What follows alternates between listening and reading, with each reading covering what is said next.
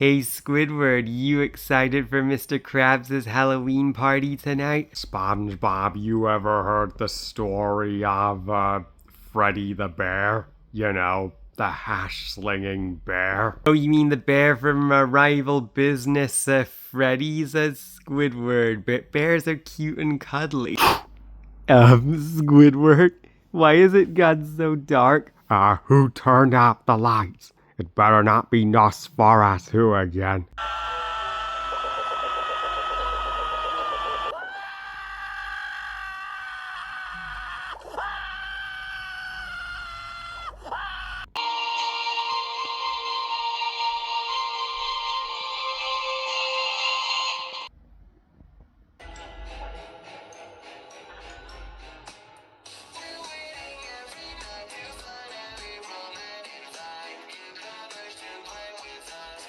Before we begin today's review, I wanted to give an extremely special shout out to one of my dearest friends on social media, Bethany Mayer, also known as Beth Mayer, as she has played the Five Nights at Freddy games and many other, and her playthroughs are consistently my absolute favourite on YouTube. She is nearing 10k subs now, so please help her reach 10,000 subscribers. She truly deserves it. Thank you. Five Nights at Freddy's, directed by Emma Tammy, and is the 2023 horror movie adaptation of the hit survival game of the same name. So Five Nights at Freddy's tells the story of a struggling older brother, Mike, who's doing all he can to keep custody of his younger sister, Abby, who has a particular talent in drawing, and as well as a mysterious connection with the animatronic characters at Freddy's, and while Mike meets and grows closer with cop Vanessa, he keeps constantly having nightmares once he takes a job as security guard at Freddy's, and where he discovers the animatronic characters there come to life at night. Yeah, sound familiar?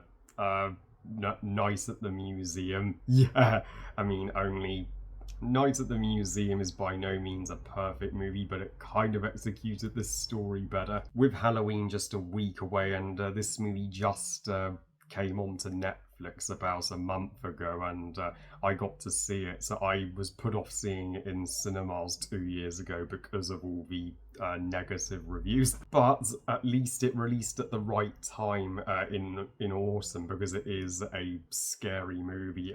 Other than unlike Haunted Mansion, which stupidly released in August of that year. While I don't think Five Nights at Freddy's is as bad as the critics say, it's still not great either. Yeah, this is a painfully mid movie. Yeah, it's just meh, and it overcomplicates a simple game and a simple premise.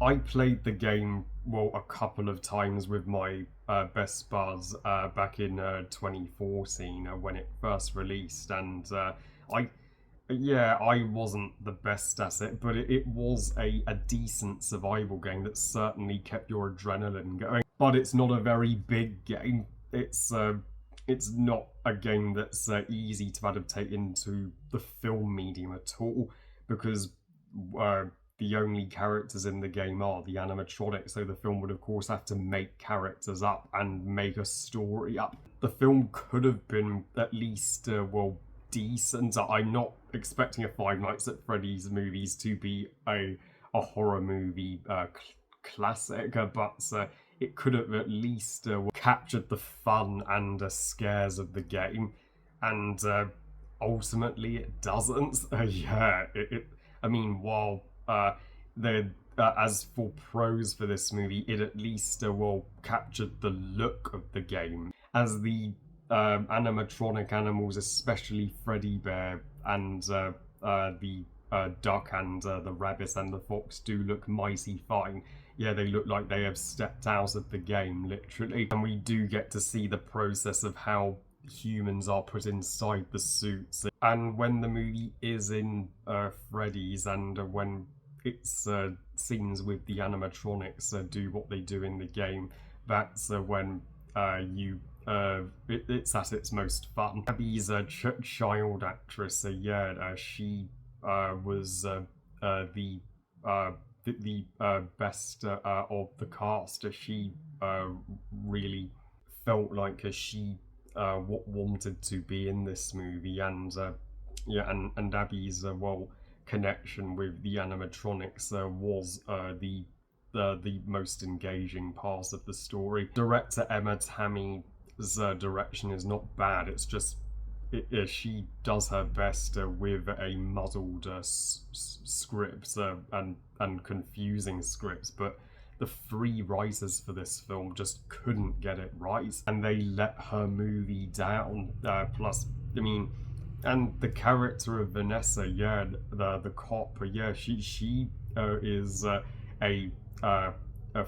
fairly likable character, and I could totally see her bond with Micah and Abby, and I could see her joining the family, and I could see what they were trying to do by making the antagonist William her father, trying to give her even more purpose and more tie-ins to Freddy's. But as for all the cons, oh dearie me, yeah. Mike as a protagonist didn't care for him. Yeah, and plus he was the movie tries to make you empathize with him and tries to make you want to get custody of his sister, but he makes such foolish decisions and gets himself into trouble so much to the point where you go, yeah, he's irresponsible, and his sister Abby really deserves better. The film focused way too much on the story, Mike's personal life. I'm like, why do we care? We just want to have the entire movie take place at Freddy's. Why do we need to constantly be cutting back to the exact same nightmare? That is repetitive and boring storytelling. So the movie's just an hour and 50 minutes, but it feels far longer than it actually is because of that. And so the movie isn't nearly as scary as the game it's based on. Yeah, there just aren't enough or scares here.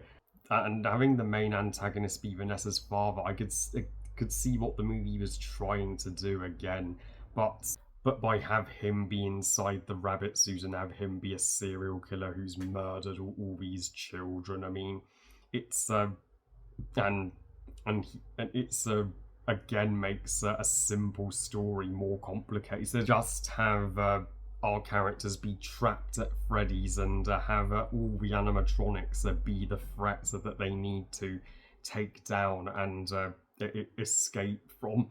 But no, and plus William as the villain, he's not on screen enough to leave a presence or be intimidating. Even if they do try to give him a satisfying, gory villain death, yeah. And the ending left me unsatisfied. It was really forcing a sequel and trying so hard to set up a sequel. It was too cliffhangery. Vanessa being badly injured and in a coma, poor thing, and we'd have to wait until the sequel for another 2 years to find out if she's going to be okay. Movie, how dare you do that to us? This should have felt like a complete film, and you should have had Vanessa completely recover and go back to Mike and Abby.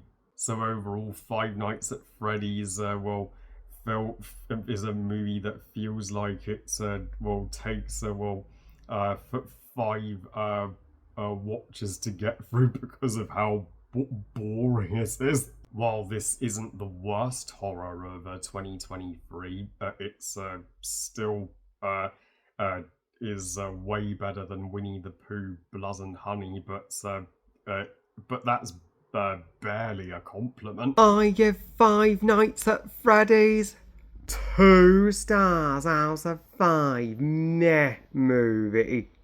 So yeah, if you want to watch something great that takes place in a haunted restaurant this Halloween, just watch a SpongeBob Graveyard Shift instead. Well, I love you guys. Thank you for watching. I hope you guys enjoyed this review. And what are your thoughts on Five Nights at Freddy's? And do you agree that it is a great deal lesser than the game that it's based on? Please comment and let me know. Please like us here and subscribe. Please follow on Twitter and on Instagram. And I'll see you next time. And remember, movies are us. Bye, guys.